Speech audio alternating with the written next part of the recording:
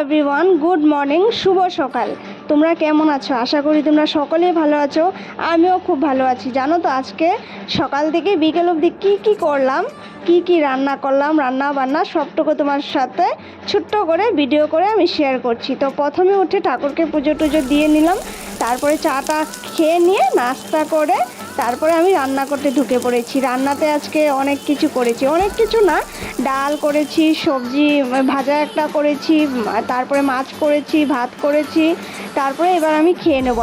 আজকে না একটা জায়গাতে আমি যাব, তো সেই জন্য আর কি রান্নাবান্না সব কমপ্লিট করে নিয়ে খেয়ে নিচ্ছি, একটুখানি রেস্ট করে রেডি হয়ে যাব। তার কারণ আমি আজকে যাচ্ছি ফ্রিজ আর ইনভার্টার কিনতে।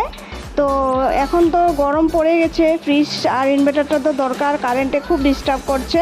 সেজন্য ফ্রিজ আর ইনভার্টারটা আমি কিনে নিলাম। তার কারণ নতুন বিয়ে হয়েছে, নতুন সংসার, এই সমস্ত জিনিসের তো দরকার লাগেই, তাই না? তাই কিনে নিয়ে আসলাম।